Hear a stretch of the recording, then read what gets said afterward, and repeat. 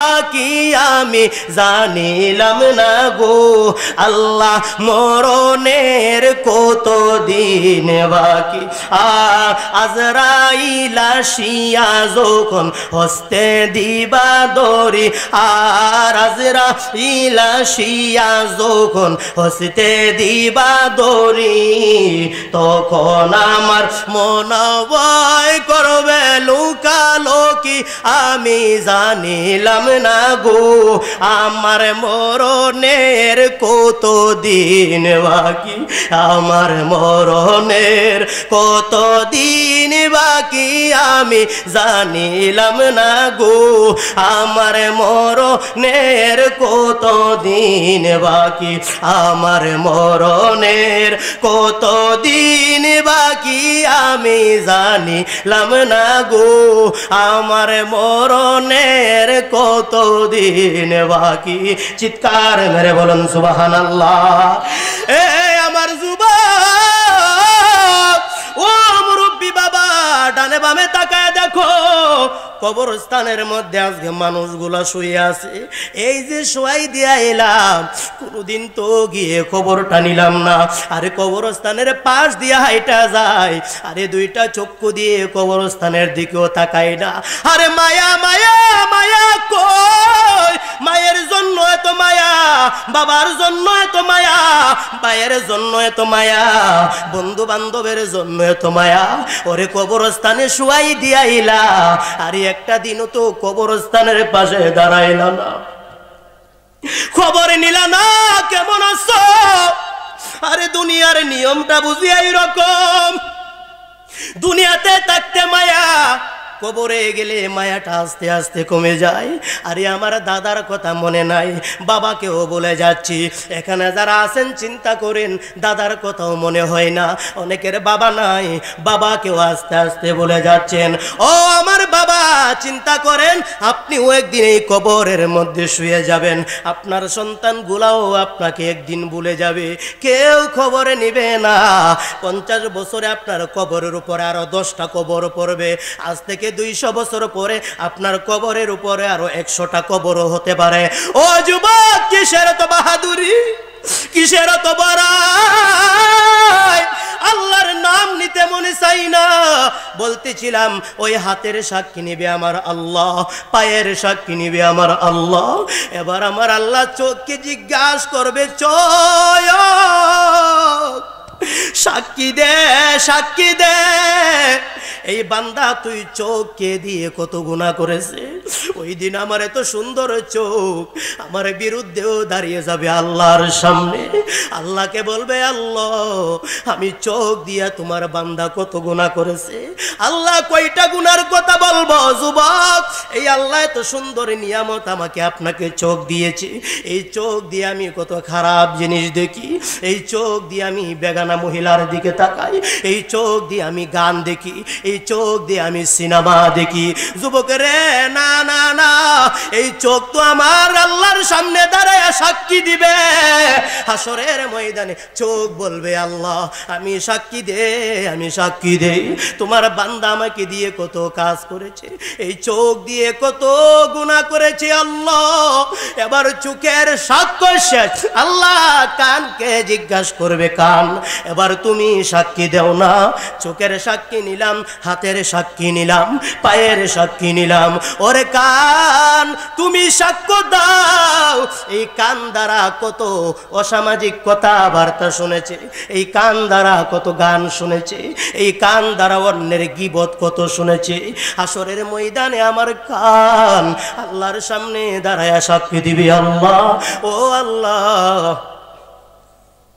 আমি কান দ্বারা কত কথা শুনেছে গো আল্লাহ বাঁচার উপায় নাই বাঁচার উপায় নাই আমার চোখ সাক্ষী দিবে আমার বিরুদ্ধে আমার পা সাক্ষী দিবে আমার বিরুদ্ধে আমার হাত সাক্ষী দিবে আমার বিরুদ্ধে আমার জবান সাক্ষী দিবে আমার বিরুদ্ধে ও যুবকের দল, এই জীবনের কোনো গ্যারান্টি নাই, এই জীবনের কোনো ওয়ারেন্টি নাই। মানুষ রাত্রের বেলায় ঘুমায় যায়, আর রাত্রের বেলায় মানুষগুলা ঘুমায়, অনেক মানুষ ঘুম থেকে আর উঠে না, মারা যায়। এই জন্যই ঘুমকে বলা হয় ছোট্ট মৃত্যু, কারণ মানুষের জীবন ঘুমাইলে দিনের কোনো খবর নাই, দিন দুনিয়ার কোনো খবর থাকে না। এই জন্য এই ঘুমকে বলা হয় ছোট্ট মৌত, ছোট মৌত, ছোট একটা মৃত্যু। ও যুবক, এই দুনিয়ার বাহাদুরি শেষ হয়ে যাবে, দুইটা চক্ষু বন্ধ হয়ে গেলে দুনিয়ার বাহাদুরি শেষ।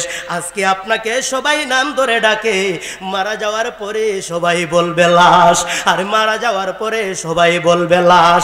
আমার নাম ধরে আর কেউ ডাকবে না, আমারে আর মাদ্রাসার হুজুর বলে কেউ ডাকবে না, আমারে আর মসজিদের ইমাম বলে কেউ ডাকবে না, আর এই এলাকার মেম্বারকে কেউ মেম্বার বলে ডাকবে না। যুবক, এই এলাকার এমপিকে কেউ এমপি বলে ডাকবে না।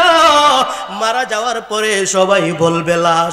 আমার বাড়ির মানুষ আমাকে বলবে লাশ, আমার এলাকার মানুষ আমাকে বলবে লাশ, আমার ঘরের মানুষগুলা বলবে লাশ। লাশের জন্য কবর খোর, আর লাশের জন্য বাঁশ বাগানের বাঁশ কাঠ, লাশের জন্য তাড়াতাড়ি গরম পানি বসায়, এই লাশের জন্য তাড়াতাড়ি কবরের ব্যবস্থা কর। মসজিদে লাশের এলান করে দাও, আরে বলবে লাশের জানাজা কখন হবে, আরে লাশটাকে কে কে কাঁধে নিবে। আরে 1 মিনিটে মানুষগুলা আমার নামটা মুছে ফেললো, আমার এত সুন্দর নাম, 1 মিনিটের সাথে সাথে আমারে আর কেউ নাম ধরে ডাকে না, আমারে আর কেউ সুন্দর নাম ধরে ডাক দেই না। আমি ঘরের ভিতরে লাশ, আমি ঘরের বাহিরে লাশ, ঘরের মানুষ আমাকে বলে লাশ, আরে বাড়ির মানুষ আমাকে বলে লাশ। আর এই সুন্দর জীবন দিয়ে আমি কর্ম কি? আল্লাহ বলেন, বান্দা, আমি আল্লাহ দুনিয়াতে পাঠাইছি তোমাদেরকে পরীক্ষা করার জন্য। ও আমার আল্লাহ বলেন, বান্দা শুনো, আমি আল্লাহ জাহান্নামের বর্ণনা দিয়ে দিলাম, জান্নাতের বর্ণনা দিয়ে দিলাম। ওরে সুন্দর করে চললে জান্নাত পাইবা, আর যদি তুমি আমি আল্লাহ রাসূলের পথে না চলো তাহলে তুমি জাহান্নাম, তোমার জন্য জাহান্নাম অনিবার্য। ও যুবক, মানুষ যখন মারা যায়, আরে মৃত্যুর যন্ত্রণা কত ভয়াবহ জানেননি? আমি তো মসজিদের মধ্যে মাঝে মাঝে আলোচনা করি, আরে মৃত্যুর যন্ত্রণা বড় কঠিন, আরে মৃত্যুর যন্ত্রণা বড় কঠিন। দেখবেন, আরে সাধারণ মানুষ, গুনাহগার মানুষ, মুনাফিক, কাফের, বেঈমান এই মৃত্যুর যন্ত্রণা সহ্য করতে পারে না, বিছানার মধ্যে প্রস্রাব পায়খানা করে দেয়। আরে এত যন্ত্রণা, এত যন্ত্রণা একবারেই চিন্তা করে না। একটা মানুষ তো এমনি এমনি প্রস্রাব করে না, কতটা কষ্ট হলে এই মানুষটা প্রস্রাব করে, আরে কতটা কষ্ট হলে মানুষটা পায়খানা করে। ও যুবকের, মনে করেছো আমি এখনো যুবক, দাড়ি উঠে নাই, আমি এখনো আমার চুল পাকে নাই, বিবাহ করি নাই, আর এখনো তো আমি মুরব্বীদের বয়স পাই নাই, মনে হয় আমার মৃত্যুটার পরে আসবে। না না না, আরে দুনিয়াতে আসার যেমন সিরিয়াল, যাওয়ার সিরিয়ালটা আমার আল্লাহ ঠিক রাখে নাই। দুনিয়াতে আসার সিরিয়াল ঠিক, যাওয়ার সিরিয়ালটা ঠিক নাই। যুবক, যাওয়ার সিরিয়ালটা বড় অদ্ভুত। আরে দাদার আগে নাতি চলে যায়, ওরে বাবার আগে সন্তান চলে যায়, মায়ের আগে মেয়ে চলে যায়। চিৎকার মেরে বলুন ঠিক কিনা, আওয়াজ দিয়ে বলুন ঠিক কিনা। সাজিয়ে গো জিয়ে দে মুরে সজনী তোরা, সাজিয়ে গো জিয়ে দে মুরে। বলেন সবাই, সাজিয়ে গো জিয়ে দে মুরে সজনী তোরা, সাজিয়ে গো জিয়ে দে মুরে। ও যুবক, এটা কোন সাজনী? বিবাহের সাজনী না, এটা কোনো দুনিয়ার সাজনী না। শেষ সাজনী পুরুষের যে কাপড়, নারীর কি কাপড়। আরে আমার বাবা, দুনিয়াতে কত কাপড় পরলাম, লাল নীল হলুদ সবুজ কত কাপড় পরলাম, কিন্তু আমার শেষ বিদায়ের কাপড় সাদা। আমার মায়ের শেষ বিদায়ের কাপড়টাও সাদা, আমার বাবার শেষ বিদায়ের কাপড়টাও সাদা। এমন একটা সাজ দিবে আমাকে, চোখে সুরমা লাগাবে, আমাকে সুন্দর করে গোসল দিবে, আরে পুরুষকে 3 টুকরা কাপড় দিবে, মহিলাদেরকে 5 টুকরা কাপড় দিবে, আর কিছু যাবে না, কোমরের কাইতনটা পর্যন্ত রাইখা দিব। আরে এত দুনিয়া সম্পদ আর সম্পদের পিছনে গইরা কি লাভ? আমার কোমরের কাইতনটা কাইটটাও রাইখা দিব, এই কাইতনটাও সাথে নেওয়ার জন্য দিব না।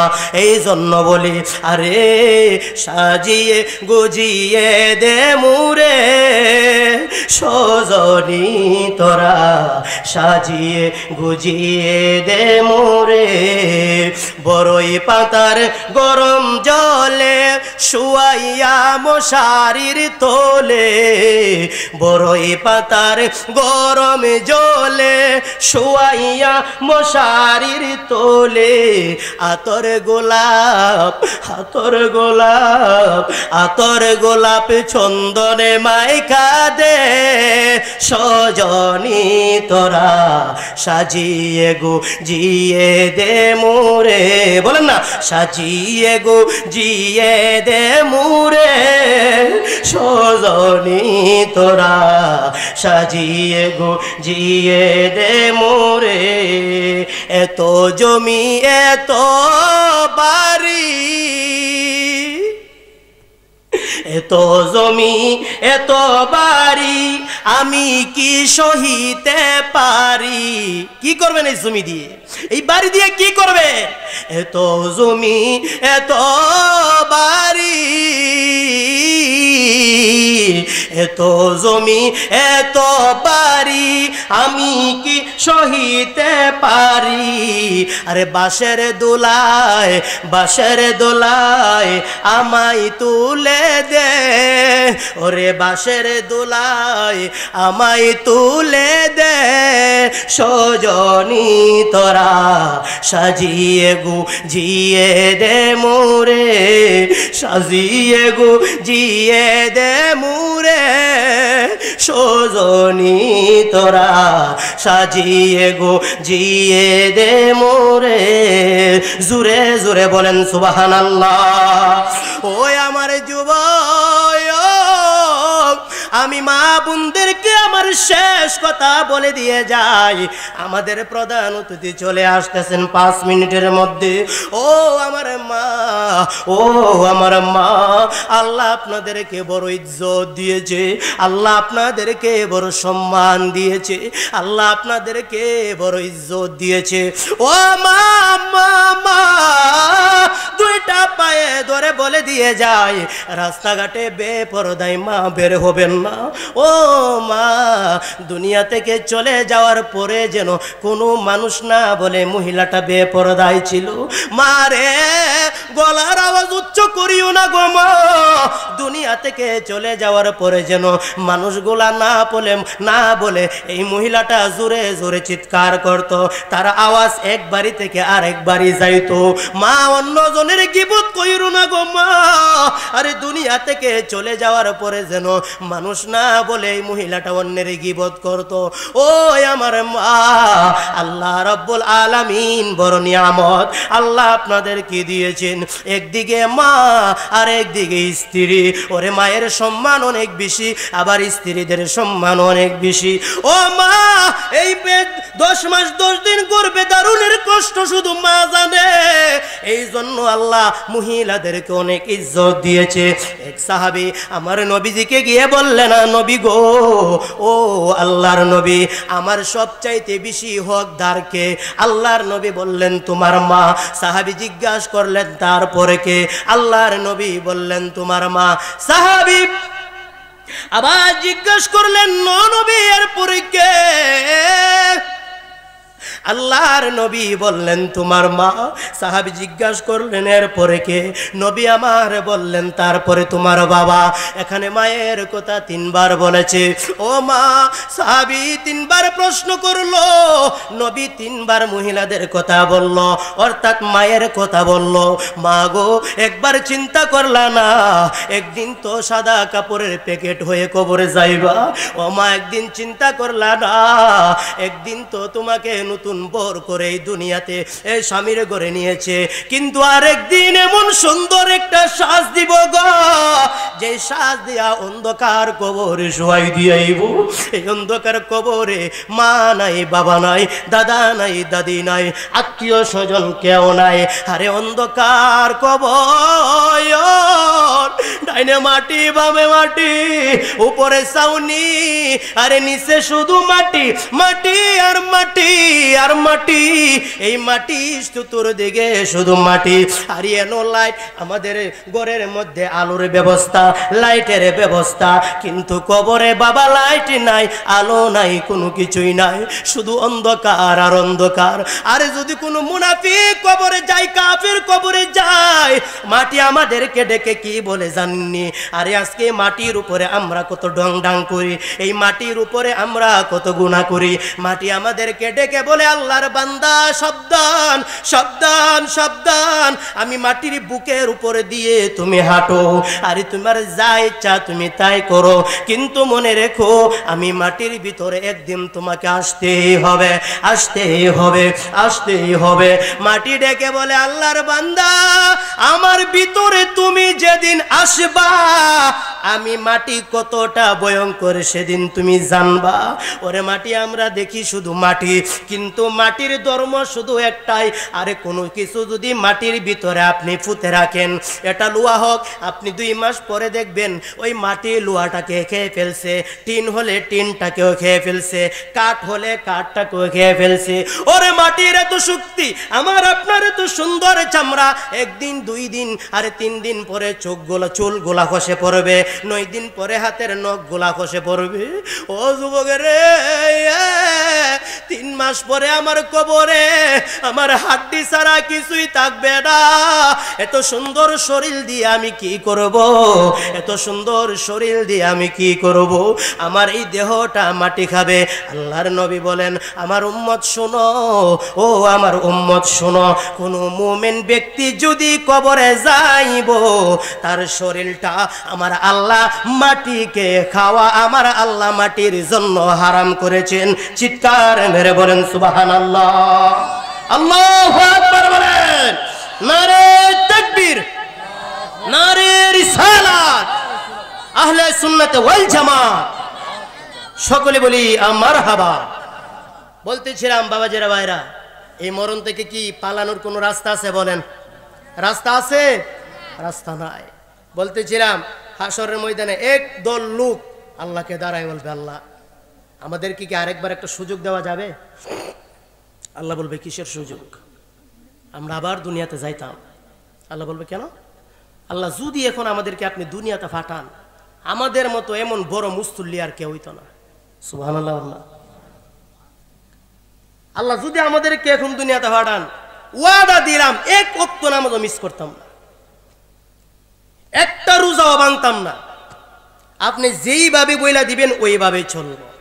একদল লোক আল্লাহর সামনে দাঁড়ায় বলবে, আল্লাহ বলবেন, না সময় নাই, বহুত সময় দেওয়া হয়েছিল তোমাদেরকে, বারবার বলা হয়েছিল, আমার নবীরা কি তোমাদের কাছে ইসলামের বাণী পৌঁছায় নাই? পৌঁছাইছে। আমার উলিরা কি ইসলামের বাণী পৌঁছায় নাই? পৌঁছেছে। আলেম উলামারা কি জাহান্নাম জান্নাতের কথা বলে নাই? বলে। আল্লাহ বলছে তো, মানো নাই কেন? আল্লাহ বুঝতে পারি নাই। আল্লাহ বলবেন, সময় শুধু একবার, মরণ একবার, আর ওই দুনিয়াতে যাওয়ার কোনো সুযোগ নাই, মানুষ আর আসতে পারবে না। কবরে চলে গেলেই আপনি লাশ, আপনি মাইত, আপনি মুর্দা। যতদিন দুনিয়াতে আছেন বাবা, একটা কথাই বলে যাব, কখনো কারো হক মারবেন না, কখনো কারো সম্পদ নষ্ট করবেন না। মনে রাখবেন, আল্লাহ কাল কিয়ামতের ময়দানে এক শ্রেণীর লোককে আল্লাহ কখনো ক্ষমা করবে না, যারা অন্যের হক মেরে খায়। আল্লাহ বলেন, তুমি নামাজ পড়ো না, আমি আল্লাহর হক মেরেছো। আমি আল্লাহ ইচ্ছা করলে মাফ করতেও পারি, না করতে পারি, এটা আমি আল্লাহর এখতিয়ার। তুমি রোজা রাখো না, আমি আল্লাহর হক মেরেছো। আমি আল্লাহর ইচ্ছা হলে মাফ করতে পারি, নাও করতে পারি, এটা আমার বিষয়। কিন্তু বান্দা মনে রাখো, তুমি যদি তোমার অন্য আরেক ভাইয়ের হক মারো, আমি আল্লাহর কাবা ঘরে যদি গিয়ে 1000 বার পরে থাকো, সেজদা দিয়ে যদি কপাল লুটায় ফেলো, কানতে কানতে যদি চোখ দিয়ে পানি বের করে বুক বাসিয়ে ফেলো, আল্লাহ বলে আমি ক্ষমা করব না। মাওলাকে যদি জিজ্ঞাসা করি, মালিক তুমি কেন ক্ষমা করবে না, কারণটা কি? আমি এত কান্না করলাম, ক্ষমা নাই। তো আল্লাহ তুমি ক্ষমা করবা না? আমি তোমার কাবায় গেলাম, আল্লাহ আমি তোমার কাবায় গেলাম, পাথরে চুমা দিলাম, তারপরেও ক্ষমা নাই। আল্লাহ বলবেন না, তুমি যদি আরো কোনো কিছু করো ক্ষমা নাই। মাওলা ক্ষমা নাই কেন? আল্লাহ বলবেন, আরে আমার হক নষ্ট করলে ক্ষমা দিতেও পারি, না দিতে পারি। আমার বান্দার হক নষ্ট করেছ, তুমি যেই ভাইয়ের হক নষ্ট করেছ, ওই ভাই যতক্ষণ পর্যন্ত তোমাকে ক্ষমা না দিবে ততক্ষণ পর্যন্ত আমি আল্লাহ ক্ষমা দিব না। চিৎকার মেরে কোন সুবহানাল্লাহ। তাহলে অন্যের হক মারা যাবে? জোরে বলেন যাবে? সুদ খাওয়া যাবে? মনে হয় যাইত না। এত ওয়াজ করি এরপরে সুদের কারবার কমে না। আমার মনে হয় এটা রক্তের সাথে মিশে গেছে। এত সুদ খা, সুদ, হায় হায়, এটার যে কি ভয়াবহ শাস্তি হইব। কত শাস্তির কথা কইতাম, একটা ওয়াজ বারবার করলে নিজের কাছে বিরক্ত লাগে। কত মানুষকে বুঝামু যে এটা হারাম হারাম। এবার চিন্তা করেন, আমি একটা উদাহরণ দিই। ডাক্তারের কাছে গেছেন, মানে আমরা যে আল্লাহর কতটা বই ভাই, এটার একটা বাস্তব নমুনা। ডাক্তারের কাছে গেলেন, যাওয়ার পরে আপনার পুরো বডি ডাক্তারের চেক আপ করলো। চেক আপ করার পরে মনে করেন যে 4-5টা রোগ ফাইল আছে। পাওয়ার পরে এখন আপনাকে বললো যে দেখেন আপনার তো কিছু কিছু রোগ পাওয়া গেছে, এখন আপনার কিছু বাছ বিচার করতে হবে। বলে কি? আপনি বেগুন খেতে পারবেন না, আপনি মূলা খেতে পারবেন না, পোলট্রি মুরগা খেতে পারবেন না, মনে করেন এরকম 8-10টা বিষয় বলে দিল।